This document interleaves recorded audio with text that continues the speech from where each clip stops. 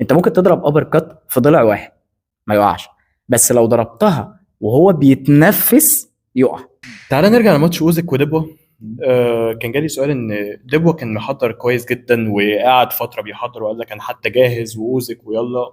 واوزك بطل برضو بعد التحضير ده كله عرف يوقعه في الجولة الخامسة بعد 15 دقيقة. ايه تفسيرك لان هو بعد التحضير ده كله ممكن يقع نوك اوت بعد 15 دقيقة بالظبط؟ لو احنا رجعنا للفيديو اللي عملناه مع بعض قبل الماتش هنفتكر ان انا قلت لك ان التوقعات والترجيح كله رايح ناحية اوزيك، وقلت لك لو ديبو عاوز يعملها فده اليوم المثالي لانه يعملها، ان هو فكرة انه يتحول على الحلبة. النقطة هنا، مين قال لك ان القضية ليها كتالوج؟ انت ما ينفعش تحكم على بطل بانك تقول ان هو وقع قضية في الجولة الخامسة، وكان ممكن يقع من الجولة الاولى، ممكن يقع من الثانية. القضية احنا قلناها قبل كده 3 شروط اساسية لتحقيقها: الضربة الصح، المكان الصح، التايمنج الصح او التوقيت المثالي ليها. انت ممكن تضرب ابر كات في ضلع واحد ما يقعش، بس لو ضربتها وهو بيتنفس يقع. الضربتين هما نفس المقياس. طيب النقطة التانية فكرة دبوة.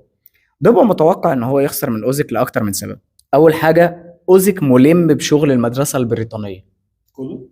ما هو خلاص هي مدرسة بريطانية، واخد بالك انت، فهو خلاص يعني بيقول لك على اخر 10 ماتشات هو كسبان 8 منهم بريطانيين: تشيزورا، ديبوا، جوشوا، يوري باركر. خلاص هو عارف شغل المدرسة البريطانية وكعبه عالي عليها.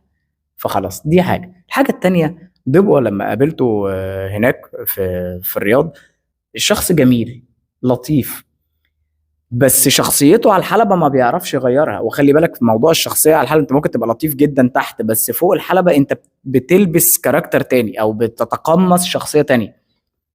خد بالك من النقطة، طبعا بيفرق في اللعب جدا. نسيم كان بيعمل كده، محمد علي كان بيعمل كده، تايسون كان بيعمل كده.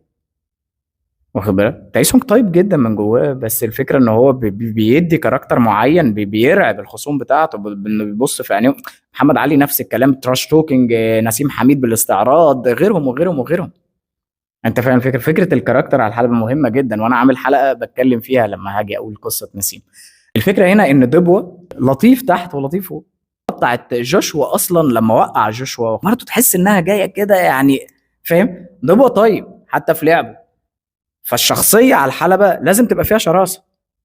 انت فاهم الفكره؟ لازم تديها الكاركتر، لازم الشخصيه تبقى على الحلبه فيها سيطره. دبوة ما عندوش حته السيطره، وبعدين بيلعب مع مين؟ مع استاذ اصلا التفكير والمنتاليتي والعقليه على الحلبه. اوزيك فظيع. اوزيك اصلا بيعرف بيعمل ايه قبل الماتش، وبيعرف يطلع امتى، وبيعرف يقعد امتى، وبيعرف وهو داخل على الوزن